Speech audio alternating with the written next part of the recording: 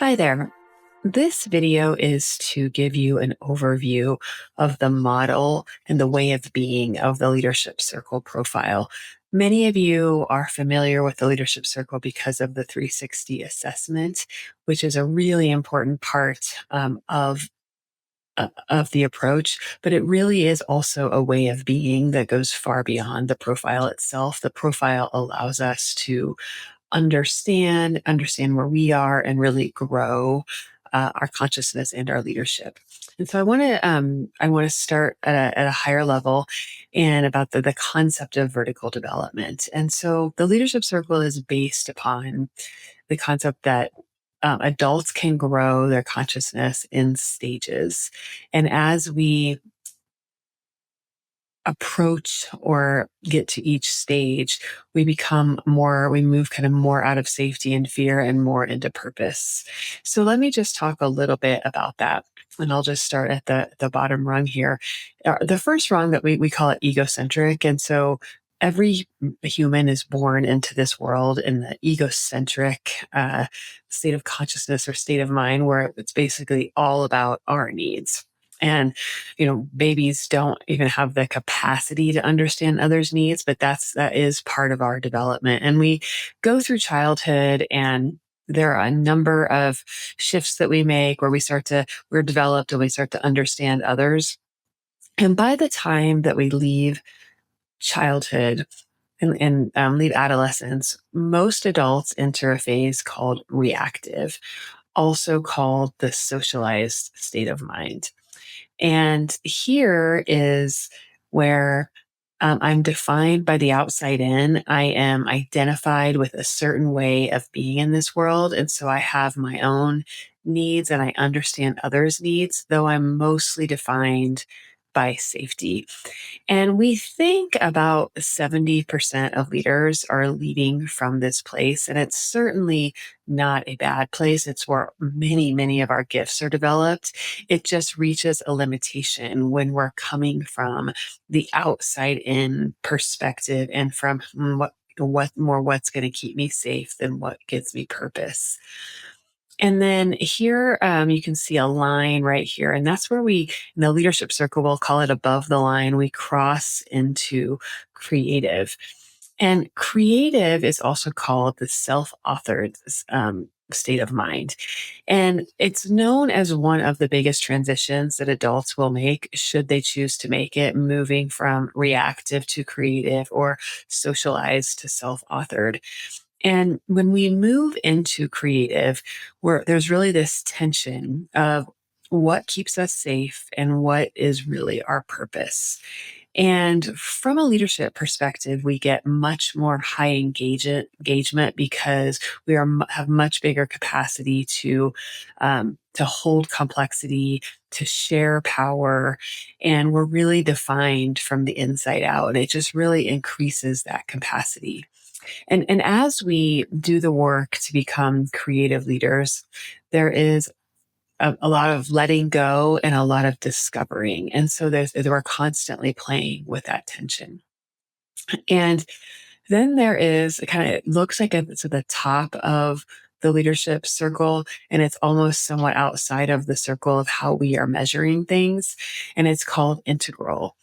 And integral is true servant leadership, where we have really spent many years really in that purpose, leading from a much more open place, and where suddenly something is calling us that's much bigger than ourselves. And that's what we call true servant leadership, where it's like the welfare of the whole system, this larger vision that's bigger than me. And we describe it sometimes as I can't not do this. And we believe that about 30% of leaders are leading in the creative, and 5% or so are leading in integral. The environment that we find ourselves in the world and in business, is so much more complex that this is really why we concentrate so much on moving from reactive to creative, because many will say we need to go through these stages. And the more creative leaders that we have, the better business outcomes we have, and the better, more capacity to really author a new way forward, which also makes way for that integral, the integral mindset, which is also called the self-transforming mind. And then the last, I guess, rung or stage of development that we think that we understand, I think there's a lot we don't know, is unitive. And unitive is like a highly spiritually evolved place. We see our unity or our oneness with multiple systems and with the whole, not our sameness, but our oneness. I often say it's through our diversity that we find our unity. We don't necessarily see people leading like this on a day-to-day basis, though I do believe that many people get a glimpse of oneness, whether it's through certain joy in their life, through nature, like other ways where it's like, oh, I see how we're all connected. And so that is a lifetime of work, really. And that is what, in essence, the whole leadership circle model is based upon, though we focus on that shift from reactive to creative because of what an important shift it is. And you can, see the opportunity we have by many leaders, being in the reactive. So I want to show you another view of reactive and creative. So I'm going to zoom in a little bit here. In this view, it's just a couple of things I can show you that really differentiate reactive to creative. Because in organizations, we're really working this a lot, though I see more and more leaders that have an integral edge. And so we're working with that as well. So, first of all, I talked about safety and purpose. So, in reactive, we are really much more focused on what keeps me safe. Whereas when we're coming from the creative orientation and using our creative competencies, we're focusing on what brings us purpose. A very different energy. I often say it's a different frequency that we're operating from.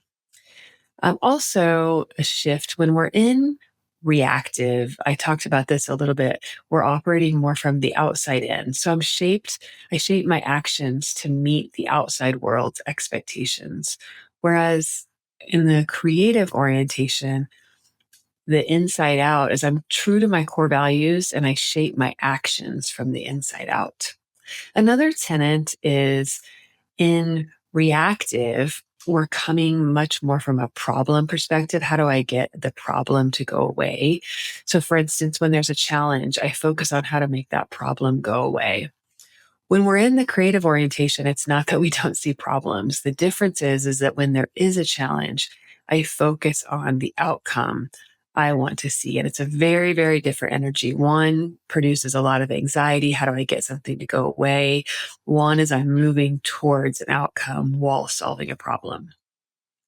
And then one of my favorites, I think, that really also define the difference is when we're in a much more reactive state of mind, we see situations with two opposing either or choices. And that makes it very hard to function in a complex environment when we're looking at either or.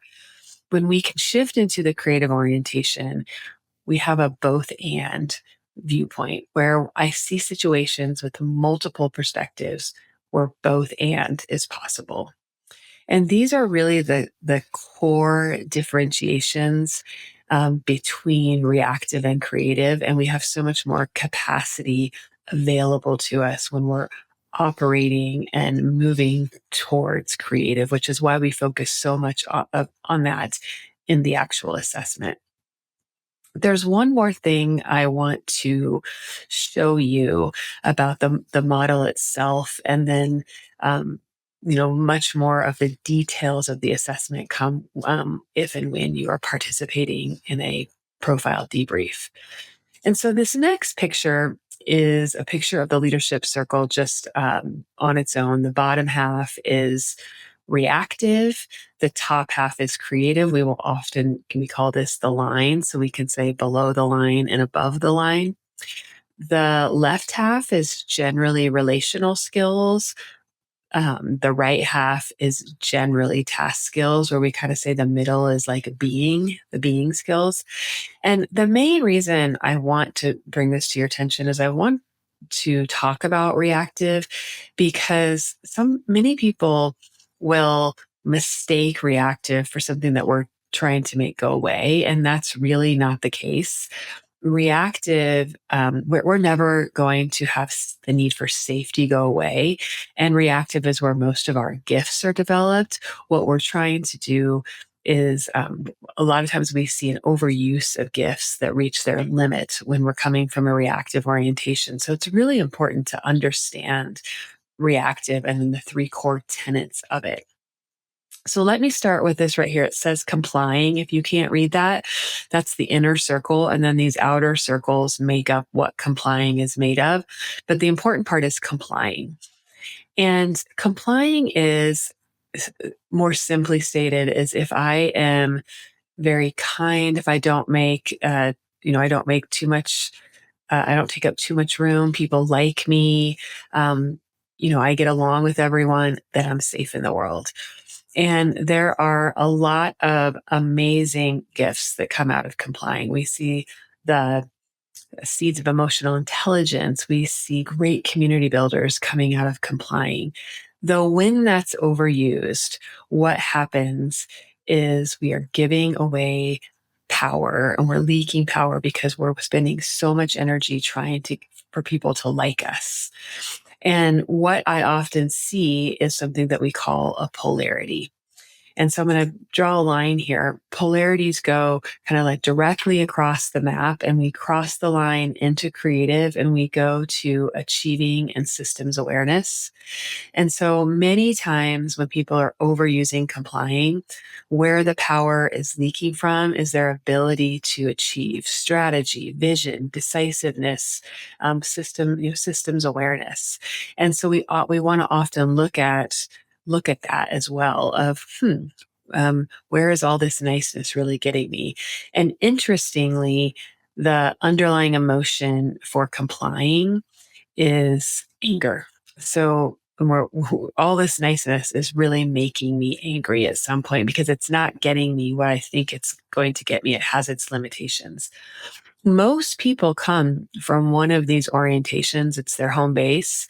Others, like me, I can recognize all three because I used certain ones in certain situations until I understood, more about reactive and shifting out. So I want to go to the other side, and this is controlling.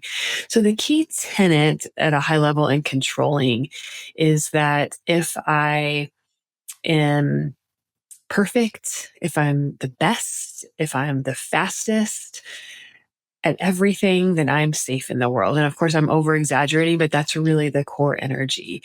And the beautiful gifts of controllers are we see people that are great strategists. We see people that can create great change, that can really get things done. When overused, though, controlling really takes a toll on our relationships, which I go over the line into creative, into self awareness and relating. And so all of this trying to be the best, perfection, number one, really takes away energy from relating to others and importantly relating to ourselves, which is self-awareness. And so it's a cost. And so what we want to take a look at, what is it we need to let go of to shift that energy more up into the creative. Now, the underlying emotion or feeling in controlling is exhaustion.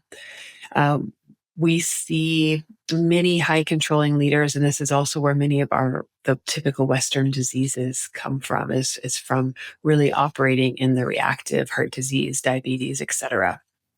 And so while it gets things done, it has a cost. And then the third area is protecting.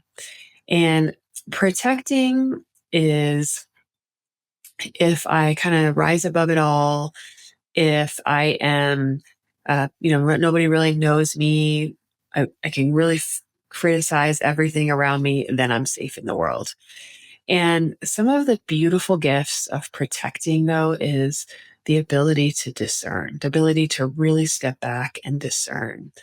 To be a great mentor because you can see the high level, to see the forest through the trees, is really the gifts of protectors. But when overused, it is often incredibly critical. So either critical of self and or critical of others, as well as very distant. And so the feeling there is a general feeling of numbness. And for others, it can kind of feel it can feel like walls. And so the polarity to protecting is up the map called authenticity, where we have integrity, which is basically our values, and courageous authenticity. And so it's really more so than the other two about opening our hearts to ourselves and to others.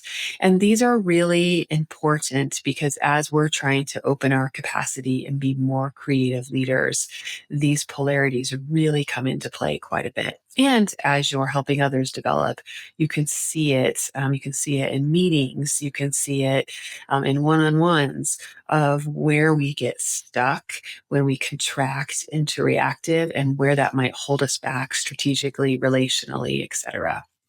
And so this is a high-level overview of the leadership circle. I think it is one of the most deep and profound assessments that we have because of the model behind it. So thank you so much.